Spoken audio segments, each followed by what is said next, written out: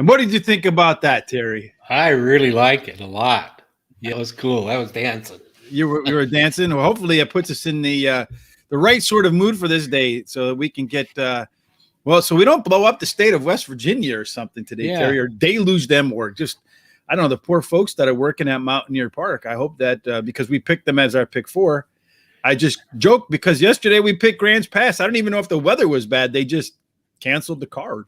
Well, they had the first race, and then I guess the track condition wasn't good, and I think it had rained or something during the day and whatever. They're saying they're going to run today. So anyway, um, I don't know. It was Well, we odd. canceled Indiana on Thursday. Yep, We canceled Grants Pass on what was today? Yesterday, Monday. Monday. So look out, West Virginia. Here we come, Terry and I, with the Mountaineer pick 4 a little later on in the day. Yeah, I agree. And we actually canceled Delaware one time. So That's pretty funny. I mean, our track record of canceling is remarkable for it sure. is. Maybe people should bet on that at Las Vegas. Yeah, which track's going to close today? Quick, run over to Rich and Terry, see which one they're betting on today, and they're pick for sure. Yeah. Well, I had 2 of my 3. So, I mean, yesterday, my third in my 3P parlay, the first pick finished 3rd, and then the second one scratched, and then the third one won. Yep. So, I mean, it's just one of those days where it was just craziness for sure. You know what I mean? Yeah, of course, with the Grants Pass going away, I didn't have any pick of the day because that's where I had it, and I didn't have any of the place parlay because that's where I used it at. So just a show in the universe with not a whole lot of meaning yesterday, Terry. So hopefully today we can have a little bit more meaning. I wanted to talk to you about something when I was looking through the headlines this morning.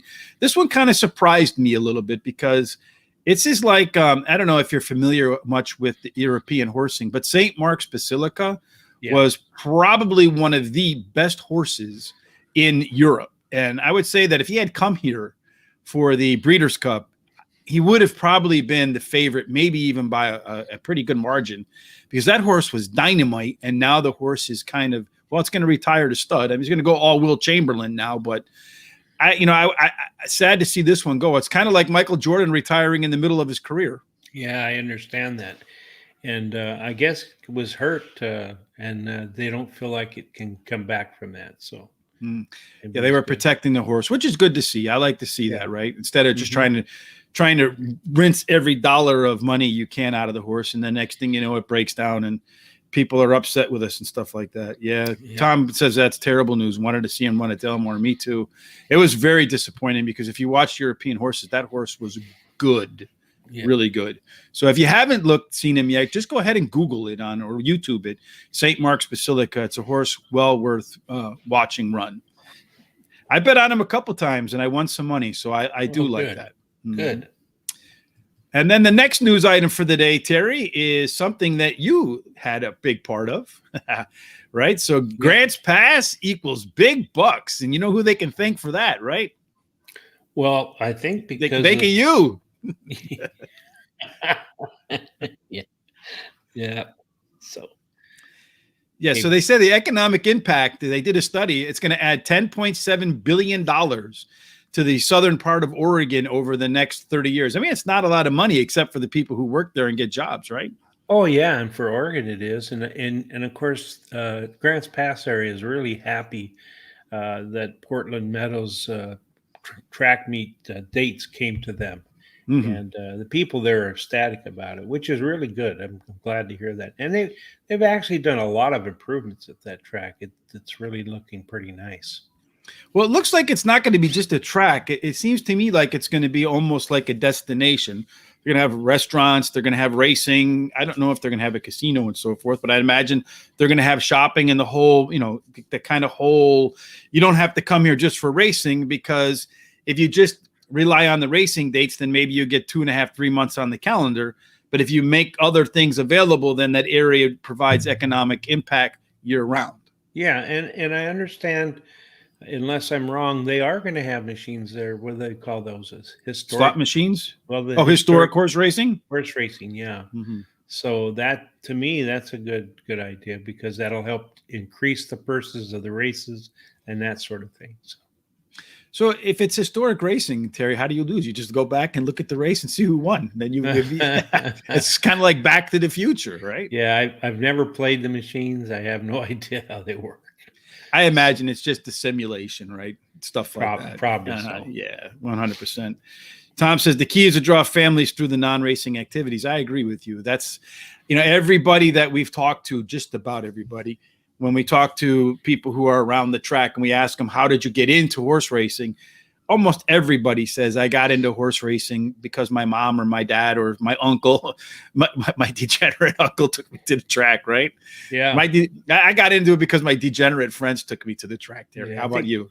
Yeah, well, my dad did. And I think the first time he took me, he had me, he was carrying me. I was probably about, 12 months or 16 months old. And I guess I took the ticket out of his pocket and he didn't realize it. And then he saw that I had it and I dropped it, and it went with a bunch of other tickets, and he never could find it was a winning ticket. So it was like that fish that got away, Terry. That was it. And then, of course, the first race I ever won was, I was 8 years old. My dad bet it for me, and the horse's name was Colonel Cross, and it paid $68.60. So that kind of hooked me from then on. So. Tom said he thought the same thing. The races are from remote tracks with name change to prevent somebody from looking up past performance. So they really are old races then, huh, that they just replay again. That's absolutely crazy, man. So if you know which tracks they, like, say you're on the inside and you're the programmer, you can look me up, gtsrichb@gmail.com. You can kind of give me an idea which horse equals which horse, so I know if I ever make it out the Grants Pass. Yeah. It's funny I say that, but I was watching some like documentary about Las Vegas, or like some casino, some small casino, where they had some kind of sequence that they programmed into the slot machine. So people would go and they would tell them, okay, so you put like 1 quarter, then 3 quarters, then 5 quarters, then 2 quarters, then 1 quarter. So there's a sequence that if you put the like coins in, and then if you followed that sequence after like the 7th or 8th one, it would hit. Wow. And they had all these different sequences. Yeah, isn't that crazy? It is crazy, yeah. And I don't know how they caught him, but they eventually caught him, which is interesting. Like the guys who did, I don't know if you've ever, I forget the name of the movie where they do the card counting in Las Vegas. It's a team with, and I don't know why that one's necessarily illegal, but I can see why putting the coins in would be illegal, because that's fixing it, right? Whereas people who are kind of working together and counting cards, they're just taking advantage of the information that's available. Yeah. I don't know that it's illegal, but what I do know is that the casinos can bar you from them if you use that method. 21 is the movie, Tom says. Yeah, it was an interesting movie for sure. Yeah. All right, Terry. So yesterday, I would imagine if you did your pick at Grants Pass, you don't have any news to share with us in terms of how your pick went. Well, it didn't lose. That's always a positive, right? There's a good in everything, Terry. Yeah. So today I picked my pick of the day is Mountaineer Race 1. And I like number 9, Do You Love Me Now? Ran a nice race and ran second in the last race at 7 furlongs at Mountaineer, and now cuts back to 5 furlongs, where she has finished in the money 60% of the time, winning 2 of those races. She has the last race speed rating and drops in class today. And then number 5, Mrs. Chapman will break on top and try to lead all the way. Her jockey in the last 7 days has this record: 12 starts, 3 wins, a second and a third. And then number 2, 50 Shades of Grace, ran a second versus Tougher on the dirt in her last race, drops in class today, and has a trainer who wins 40% of the time when going from dirt to turf. That's if they run today, Terry, at Mountaineer. Yeah, that's true. That's because Lord knows it's supposed to rain there. So look out. You're going to get flash flooded. Basements are going to leak. Better make sure that those sump pumps are ready to go in West Virginia, because Terry and I are coming to make our pick 4. And wherever we go, I think we did cancel out, because on Thursday was Indiana Grand, and then Monday was Grand Pass. So 2 days in a row. That's right. Yeah. All right. Well, let's try to make the best of our fly for today, Terry, and see if indeed we can hit at Mountaineer Park, which is, like I said, the races start, I think, at like, 6 o'clock Eastern, 7 o'clock Eastern, somewhere around there. Somewhere around there. I think 4 o'clock my time. So, and it starts in race number 5. Here we go, Terry. The Fly 4, race number 5 at Mountaineer Park. Who is your top choice? Number 9, Elusive Eyes. Won her last race at Mountaineer at 5.5 furlongs. And now she stretches out to 6 furlongs, which I think will help her to win this second one in a row. She has a bullet workout on September 11th at Mountaineer, 4 furlongs, 48.2. Breezing, it was the best out of 5 workouts. I like the number 1, Nombre, your name, in Spanish, I guess, right? Yeah. And this horse is coming in from Gulfstream Park, so I like that sort of big track, small track angle for sure. But what I also like is that at Mountaineer Park, it's a 6 furlong race. They've run 166 of them. 26% of them went wire to wire, and 77% of the races were won by what is called speed horses. All the rails play pretty fair. But when I look at the one horse, it should be part of the early pace, Nombre. But I also look at its internal numbers, Terry. And last time out, it improved its early pace figure and its mid pace figure.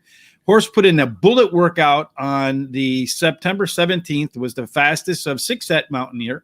So I think the horse will take to the track, does have early speed, fits the track bias, and I believe it'll prove to be the best horse in the field. One other thing, Terry, has one of my favorite angles in terms of just content. Highest last race speed figure, tied, and dropping in class. Yeah, I agree. Number 1, Nombre, was my third choice. And he gets a really high percentage jockey in the last 7 days. I've won 6 races out of 19 starts, finishing in the money 15 times. Not bad. So what's your third pick? If that's your second, if that's your third pick, which is your second pick? Number 8, Sunday in LBC. She ran second versus similar in her last race and was only beaten a neck. The trainer wins 22% of the time when chipping in, and she has the highest speed figure at today's distance, and her best dirt speed is fastest among today's starters. All right, so you like the 8 horse. The 8 horse won't be a part of the early pace, Terry, but will be part of the late pace. I kind of like the 3 horse there, Terry. That's another horse that showed great internal improvement in its last race, should be really close to the pace, and does have some pretty good late kicks. So I think we're going to have to put the 3 and the 8 to the side, unless the 3 made your picks, and then come back and fight it out to see which one we're going to put in later on. Yeah, let's put it to the side because it didn't make my pick. So all right, so maybe we can end up sticking both of them in there. Maybe. Race number 6 has a prohibitive morning line favorite. I think the 7 horse, if I remember correctly. Is that in this race? Yes. That is, yes. Mr. Man, 4-5, coming in from Indiana Grand, making the first start for trainer Michael Sullivan. It's only an 8% winner, so he's only won 1 of 13 like that, Terry. Yeah. And I'm kind of having a hard time figuring out why this horse is 4-5. Maybe I missed something. Tell me what I missed. Well, he has the highest last speed rating, and he could improve because he's turned into dirt. Mm-hmm. He has the best dirt speed among today's starters, and those are some of the reasons why. So, I look at the numbers, and again, this is a 6 furlong race, Terry, where speed is going to be an important factor. This horse hasn't showed any giddy up and go up out of the gate to me. So I think the 7 horse at 4-5, I mean, you can't let it beat you. But I think, on the other hand, Terry, we have to try to beat it. Do you agree? Yeah, I agree. That the only other thing is that the trainer wins 100% of the time when he goes from maiden claiming to maiden. So. Yeah, well, I don't know how many times he's done that, so it didn't really say. Maybe 1, who knows? Yeah. Well, for me, again, early pace is key, Terry, and I like to look at those internal numbers. And the 2 horse, Snow of Force, it's going from turf to dirt, which the last time the horse ran on dirt, it showed some good speed. I feel like this horse should improve because you're seeing the internal numbers improve. And it is, of the horses, probably going to be the one that gets out of the gate the fastest, gets to the lead. It's only been raced 4 times, so it's a lightly raced horse. And I think there's room to hope for even more improvement in this particular race. So I think the 2 horse has a good chance to get to the front, stay to the front, and maybe wire this field, which happens, as I mentioned, 27% of the time. Okay, I didn't have it in my picks, but I'll go with that. Yeah, you didn't have him in your picks. All right. So, any other horse that you had in your picks? Number 1, Isaiah's Dream.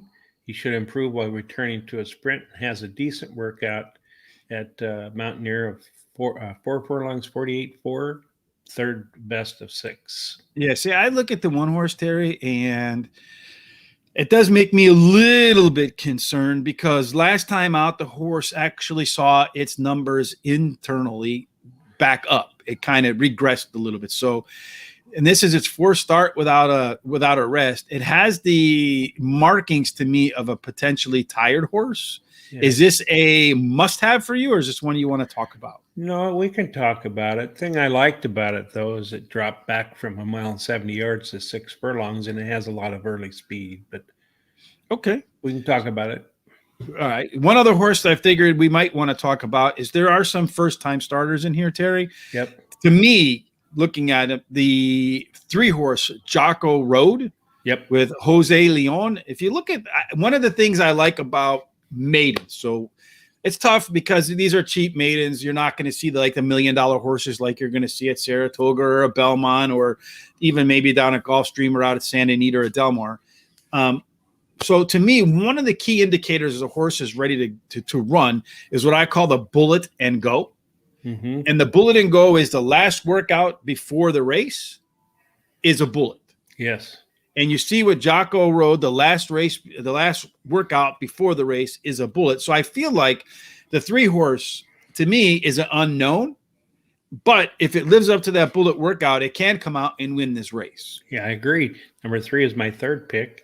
And the trainer wins 17% of the time with maiden special weight starters. And as you said, he had the really nice bullet workout. So yeah, I agree. I like the bullet and go, Terry. That's a nice angle, I think, when you're looking at maidens and you're trying to figure out which one has a chance to possibly win. So we'll find out if that indeed works out to our favor or not. Hopefully it does, because I think we might get a good price on that. Yeah. So any other horse beside the one that you thought about putting here? Well, I like the 6 Harbor Boy. He ran a good race last time out at Mountaineer, finishing second. He has improved in his last 3 races. So. All right, so we'll put him off to the side, and we'll come back and discuss race 5, 6, 7, and 8. Okay. So we got some work to do, it looks like, today, Terry, unlike other days. And I think maybe this is a good thing. We're not having a lot of agreement. So hopefully that means the horses we do agree on are the ones that find their way to the winner's circle. Yeah, I hope so. Race number 7 is 1 mile. So it's a little bit of a different distance, obviously. Again, despite it being 1 mile, they start and then they turn left almost immediately, like a NASCAR race. So they've put 108 races in during the current meet. 37% of them went wire to wire, and predominantly speed. I think around 70% of the winners are speed horses. So jumping out of the gate early, Terry, should be the 4-horse. I think that's the horse that's no, excuse me. I got that wrong. The 7, the 2, the 8, and the 5 look to me like the fastest horses out of the gate. I like the 2-horse as my initial pick, Terry. That is Cake and Eat It Too. Horse is, again, one that puts some better internal numbers all the way up across the board. But that late pace figure that it threw out in its last race was by far the best. I feel like this is a horse on the upswing and one that could get the job done today. Well, again, we don't agree on that, but you can actually put it in there. I'll go with that. So, all right. You don't have the 2 anywhere? No. All right. But I have the 4 as my 4? first pick. So, yeah. All right. He's finished in the money in the last 9 races, and he ran a second versus similar in his last. He has the best start speed among today's starters, and he has a really hot jockey who in the last 7 days, as we've talked about before, has been in the money 16 times out of 19, won 6 of them. Okay, sounds good. And then any other horse that you like? I like number 3, comes in from Gulfstream Park and run at Mountaineer for the first time, and he switches to a high percentage jockey, has the highest last speed rating, and he drops in class. El Solitario, whatever. Yeah. Mm-hmm. I don't know what that means. Usually I try to translate them, but I have no idea what that would mean. So yeah, indeed, that's a horse that I have ranked there too. It's a horse that should be mid-pack on the way out, mid-pack. So it's got some good figures across the board. It's another one that showed some early part improvement in its last race at Gulfstream Park. So we'll see how he does with the new trainer who's 0 for 6 with new horses. But then again, I do like that angle of horses coming from a bigger track to a smaller track, especially when, again, one of my favorite angles, it's dropping in class off of the highest last race speed figure. So if it runs the same race, it's meeting an easier class of horses, it should be able to get the job done. Finally, the other horse for me, Terry, I have in this spot is the 8 horse. Okay. And that is, we're in race number 7. Right? I just want to make sure that I'm not messed up here.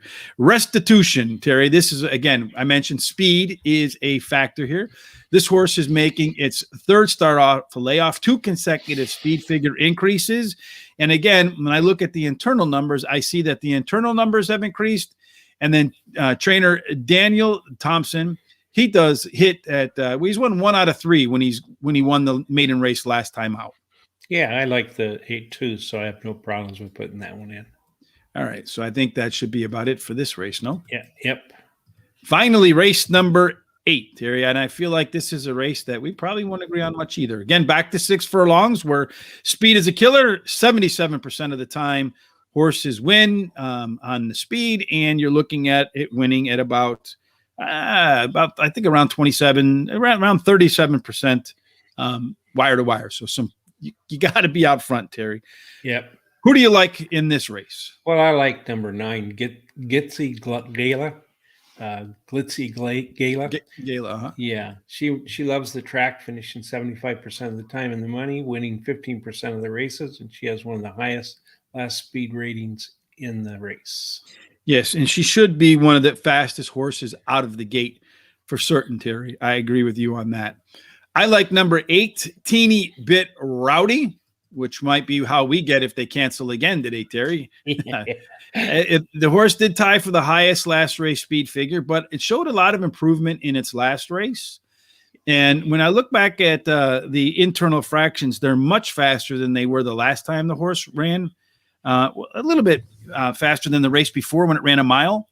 Yeah. But when you look at those pace figures, they're much better than they were the last time the horse ran 6 furlongs.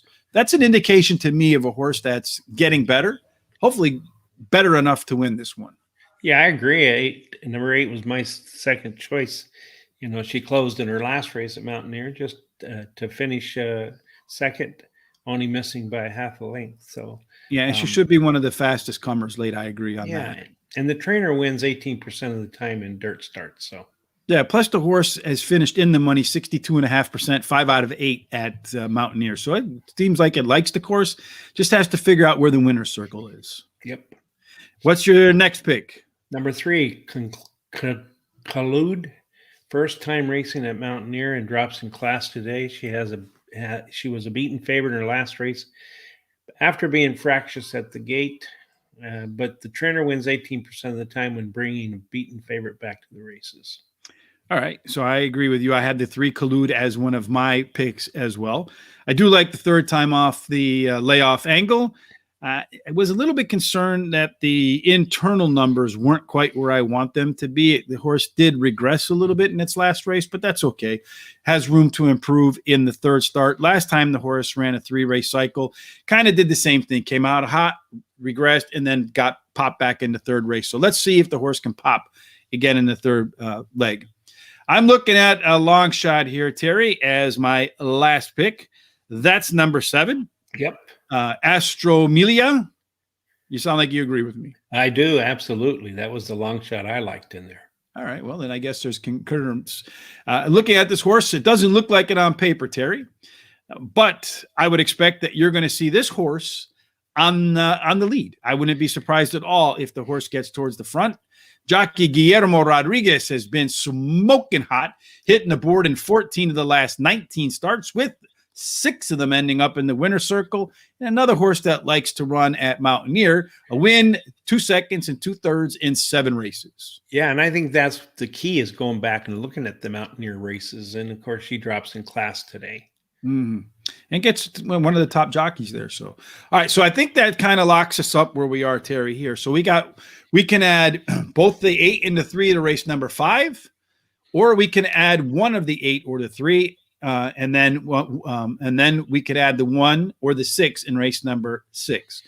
I feel like with the 7 horse being the 4 to 5 favorite, we have 2 horses to beat it. I'm almost more inclined to put the 8 and the 3 in the first leg and call it a day. I would too, because I like having a little more spread in the first leg. Okay.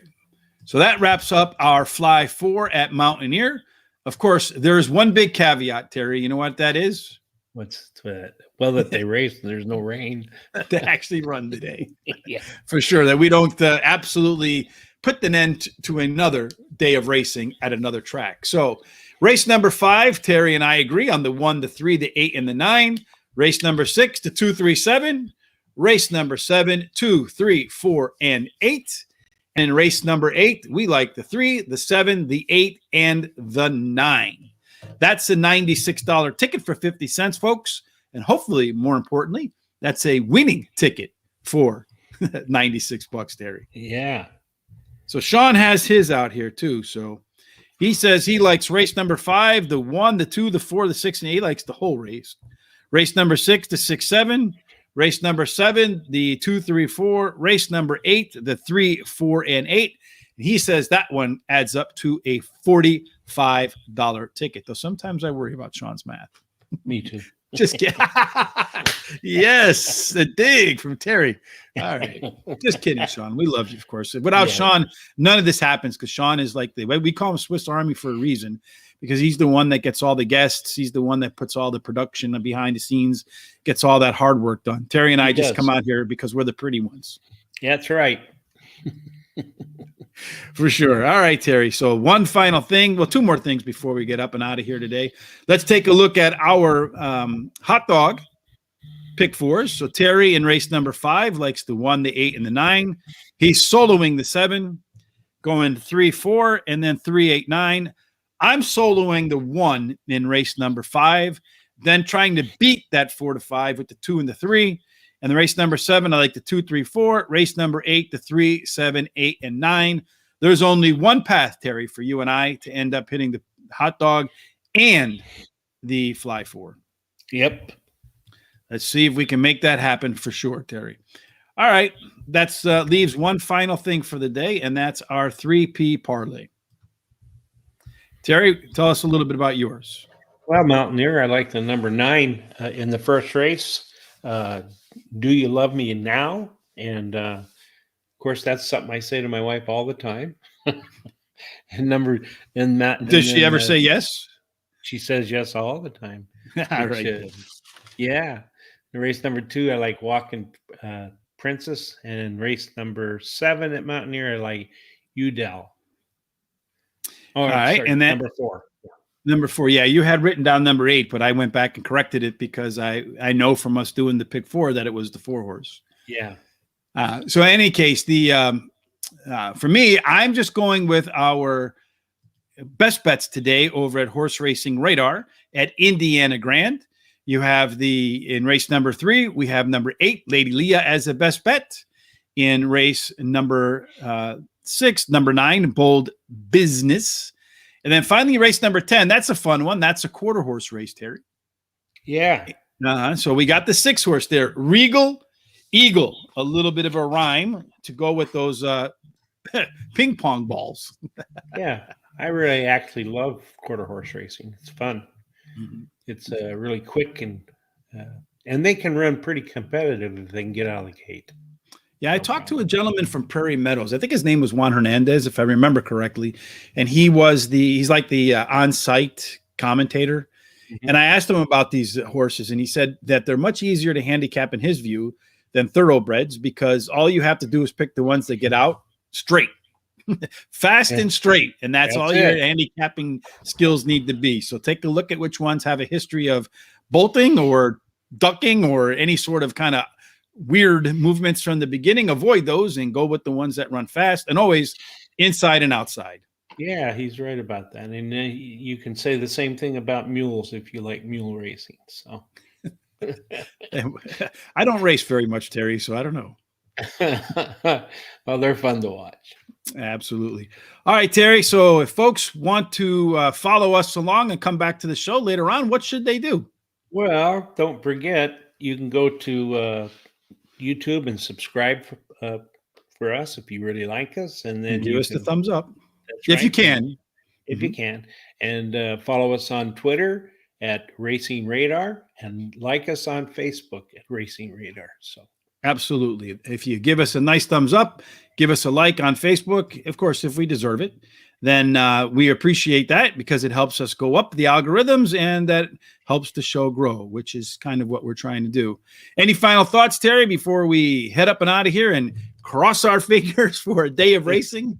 yeah, I'm hoping that it doesn't rain too much at Mountaineer and we get it in, so that'd be fun.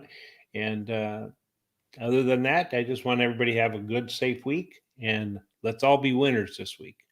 Absolutely. Let's have a fantastic Tuesday for sure. And as always, we hope that all of your tickets end up in J. Marco's Winner's Circle. Winner's Circle. Absolutely. We'll be back in 23 and 30. Everybody have a fantastic Tuesday. Goodbye.